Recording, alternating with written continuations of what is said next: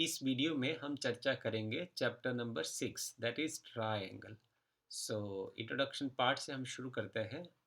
जैसे 9th class में आपने पढ़ा है कि कॉन्ग्रुएंट शेप्स क्या होती हैं या कॉन्ग्रुएंट ट्रायंगल्स क्या होती हैं। तो एक बार फिर से हम रिवाइज करने की कोशिश करें कि दो फिगर्स उनको हम कॉन्ग्रुएंट तब कह सकते हैं। Now see here in the definition, two figures are said to be congruent if they have the same shape and same size. यदि उनका शेप और साइज सेम रहता है तो हम उनको कॉन्ग्रुएंट फिगर्स कह देते हैं, राइट। सो इस चैप्टर में हम पढ़ेंगे कि जो सिमिलर फिगर्स क्या होती हैं, और इसमें डेफिनेशंस के अकॉर्डिंग यदि हम बात करें कि two figures having the same shape, या भी उनकी शेप तो सेम हो पर यदि उनका साइज सेम न हो तो उनको हम बोलते हैं कि वो सिमिलर फिगर्स होती हैं। उदाहरण हम अलग अलग उदाहरण के साथ इसको समझाने की आगे कोशिश करेंगे। सिमिलर फिगर्स के ऊपर हम अपनी चर्चा को अब जारी रखेंगे। देखिए, कॉन्ग्रुएंट को आप यदि चाहें तो एक बार फिर से हम उसको दोहरा सकते हैं कि जैसे कोई हम शक्ल दो बच्चे होते हैं या दो पशु हम शक्ल होते हैं, तो उनका शेप और साइज़ जो है दोनों एक जैसे होते हैं। इस हम शक्ल होने का मतलब ही ये रहता है। तो सिमिलर फिगर्स में क्या होता है कि जैसे आप उदाहरण के लिए समझें कि आप एक फ़ोटोग्राफ़र के पास जाते हैं और अपना फ़ोटो, एक स्मॉल साइज़ का फ़ोटो आप लेते हैं, उनको आप बोलते हैं कि आप इसको इनलार्ज कर दीजिए।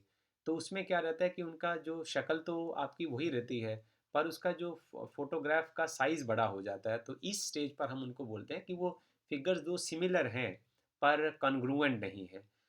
हम इनको अलग-अलग एग्ज़ाम्पल्स के साथ, जैसे टेक्स्ट एनसीईआरटी में एक्सप्लेन किया है, इसके अकॉर्डिंग हम इसको समझने की कोशिश करते हैं। दे सेज दैट कि यदि हमारे पास एक सर्कल है, और उन दोनों सर्कल्स की जो रेडियाई है वो सेम है। यदि आपके पास 2 सर्कल्स हैं और उन सर्कल्स की जो रेडियाई है वो सेम है, तो हम बोलेंगे ये जो सर्कल है वो हम शक्ल है।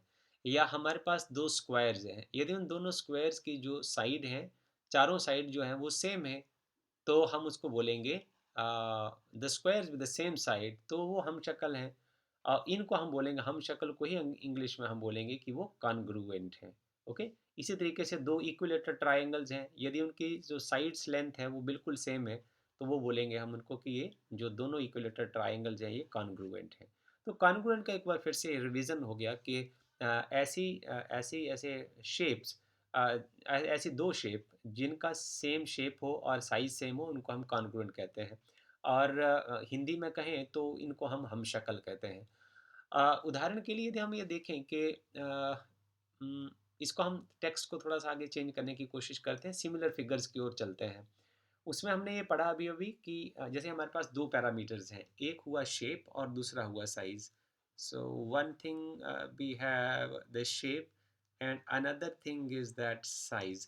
तो यदि शेप और साइज़ दोनों ही सेम है, दोनों फिगर्स के, तब तो वो कॉन्ग्रुएंट हैं।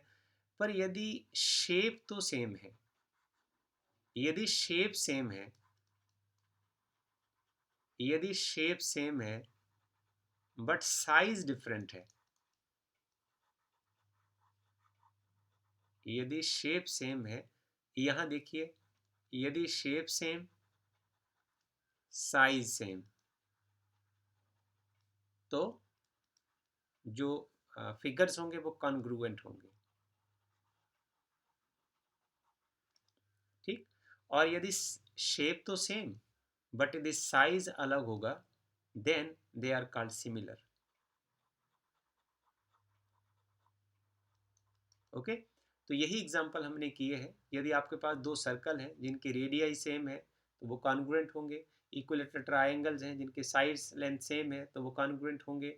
या स्क्वायर्स हैं जिनकी जो साइडें हैं वो सेम होंगी तो वो कॉन्ग्रुएंट होंगे। अब यहाँ देखिए, आप दूसरे पार्ट में, टेक्स्ट के दूसरे पार्ट में हम देखें कि ये फिगर नंबर 1 की हम बात करते हैं।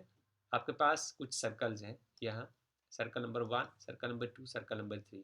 अब आप देखें कि इस सर्कल की जो रेडियस है वो डिफरेंट है, और इस सर्कल की जो रेडियस है वो उससे थोड़ा ज़्यादा है। यहाँ इस सर्कल की रेडियस उससे भी ज़्यादा है, और इस सर्कल की रेडियस जो है वो सबसे ज़्यादा है। अब हैं ये सब सर्कल, शेप जो है तो इनकी सर्कल की है, बट इनके साइज़ डिफरेंट हैं। इसलिए हम इनको क्या बोलेंगे? ये सिमिलर सर्कल्स हैं, कॉन्ग्रुएंट नहीं है। दूसरा उदाहरण आप यहाँ देखें, एक स्क्वायर है आपके पास, यहाँ देखिए इस स्क्वायर की जो ये साइड लेंथ है वो अलग है, और इस स्क्वायर की जो साइड लेंथ है वो फर्स्ट वन से ज़्यादा है। इसको हम फर्स्ट मान लेते हैं, इसको सेकंड मान लेते हैं, इसको थर्ड मान लेते हैं और इसको फोर्थ मान लेते हैं। तो देखिए जो सेकंड स्क्वायर होगा उसकी जो साइड लेंथ है वो फर्स्ट से ज़्यादा है, और जो थर्ड की है इट मे बी पॉसिबल कि वो सेकंड से ज़्यादा है, हमारे पास स्केल नहीं है मापने के लिए, और जो फोर्थ है उसकी सबसे ज़्यादा है। तो ये जो शेप्स है, तो जो शेप तो सेम है, स्क्वायर की ही है, पर इनका साइज डिफरेंट होने की वजह से हम इनको क्या बोलेंगे, कॉन्ग्रुएंट नहीं बोल सकते, हम इनको बोलेंगे they are similar, similar shapes, ये सिमिलर फिगर्स हो जाएंगी।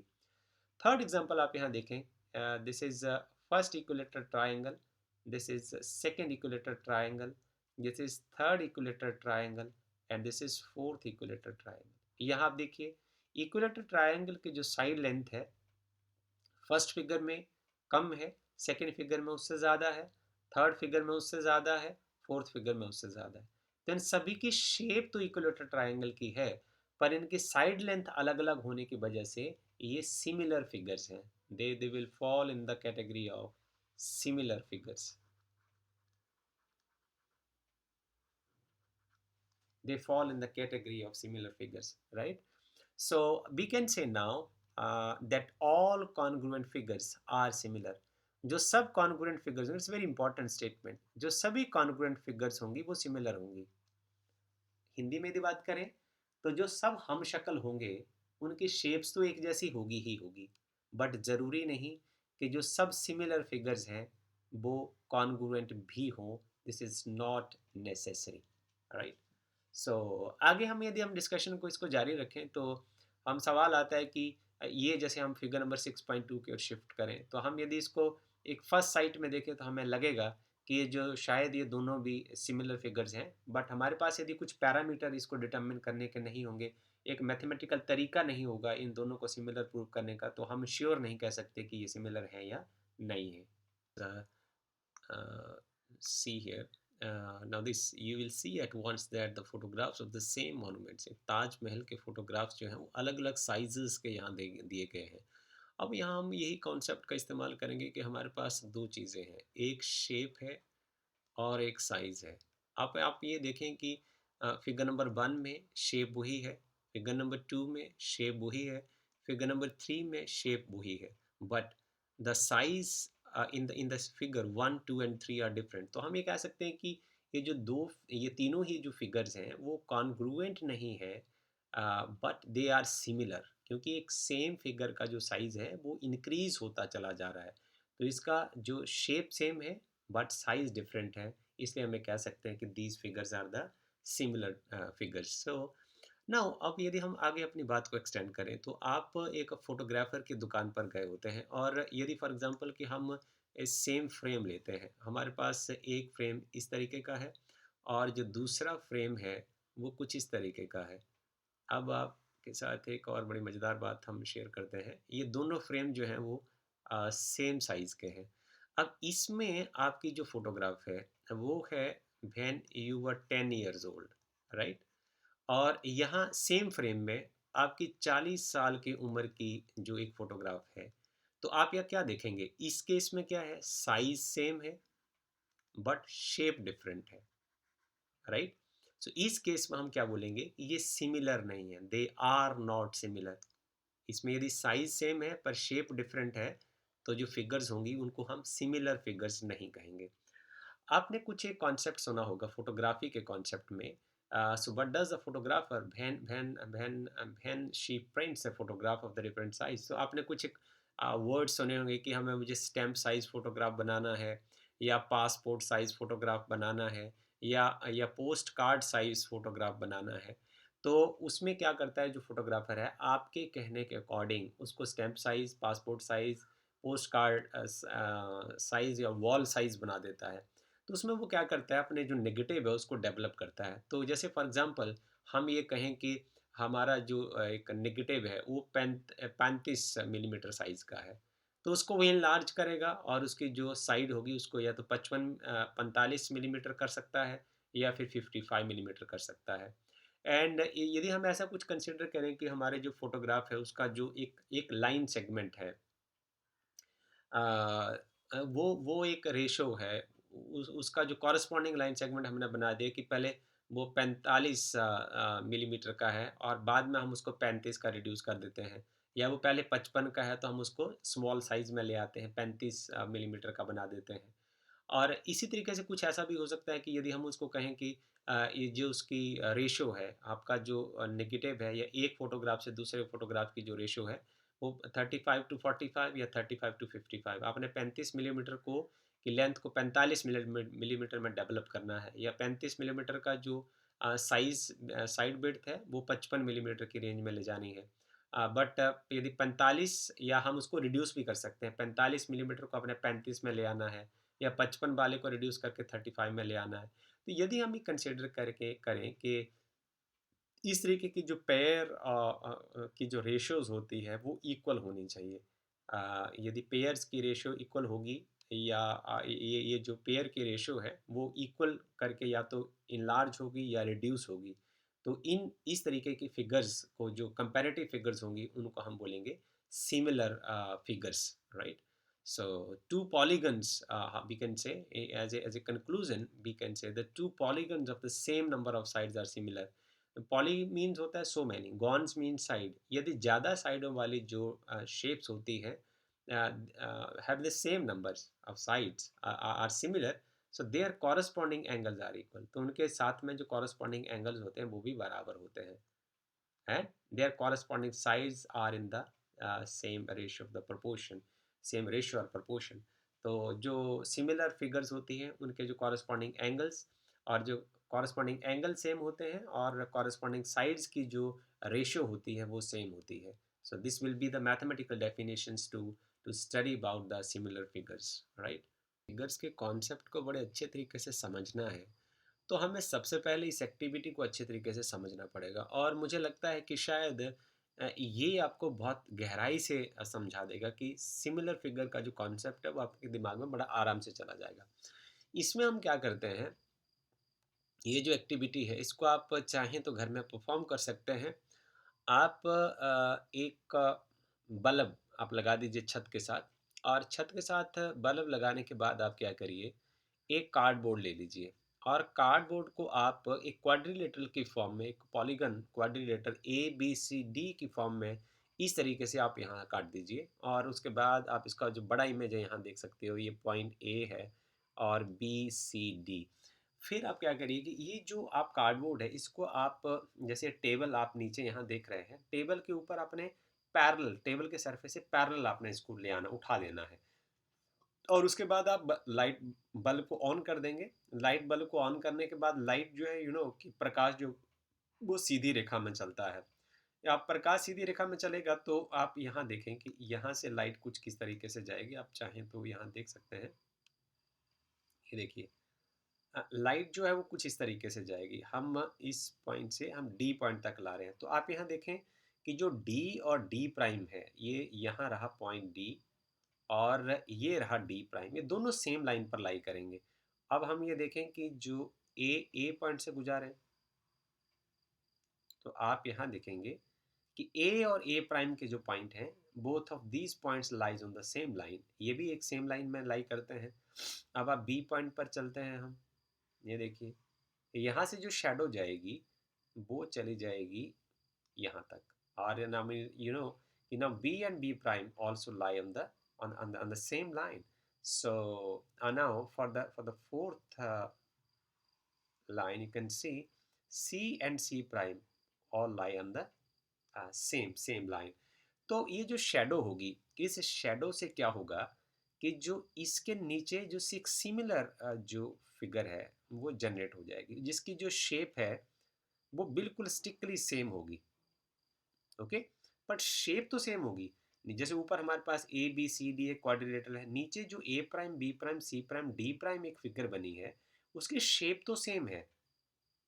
आप देखें, ये हमारे पास होगी शेप नंबर वन, और ये हमारे पास होगी शेप नंबर टू। आप यहाँ देख रहे हैं कि shape of quadrilateral A B C D is equal to the shape of this quadrilateral A prime B prime C prime D prime, क्योंकि दोनों हम शक्ल हैं, ऊपर भी क्वाड्रिलेटर है नीचे भी क्वाड्रिलेटर है, पर आप डिफरेंस क्या देख रहे हैं? साइज। आप देखें जरा गौर से, size of A B C D is not equal to the size of A prime B prime C prime and D prime. इनके साइज एक जैसे नहीं है। आप देखें, हमने शुरू में आपसे बात किया था कि जब हमने इस एक्टिविटी को करना है तो हमने ये जो क्वाड्रिलेटरल हमने गत्ते से काट के बनानी है, इसको ऊपर उठा के पैरेलल टू द टेबल रखना है, और उसके बाद इमेज जो है वो टेबल के ऊपर बनेगा। अब ये दो पैरेलल लाइंस के बीच जो एंगल बनेंगे, कॉरस्पॉन्डिंग एंगल जो होंगे वो बराबर होंगे। ये देखिए जरा, एंगल एट ए जो होगा, ये वाला एंगल और angle at A prime both will be same. मैं यहाँ लिख सकता हूँ angle at A is equal to angle at A prime. दूसरा आप यहाँ चलिए, angle at D is equal to angle at D prime. ये देखिए, आप या बी ले लीजिए, आप पहले ऑर्डर में ले चलते हैं। This angle at B is equal to angle at B prime, so I can write now angle at B is equal to angle at B prime. Similarly, angle at C is equal to angle at C prime, and also angle at D is equal to angle at D prime. So इसके जो corresponding angle होंगे दो similar figures के, वो एक दूसरे के बराबर होंगे। और दूसरी इंपॉर्टेंट बात क्या है, यदि हम रेशो बनाते हैं इसकी कॉरस्पॉन्डिंग साइड्स की, जैसे ऊपर वाले जो क्वाड्रिलेटर है उसकी ए बी सी डी चार साइड्स हैं, नीचे वाले जो क्वाड्रिलेटर है उसकी A prime B prime C prime D prime ये चार साइड्स हैं। इनकी यदि हम रेशो बनाते हैं ए बी की ए प्राइम बी प्राइम के साथ, और जो दूसरी है बी सी की बी प्राइम सी प्राइम के साथ, और तीसरी जो है सी डी की जो रेशो बनाएंगे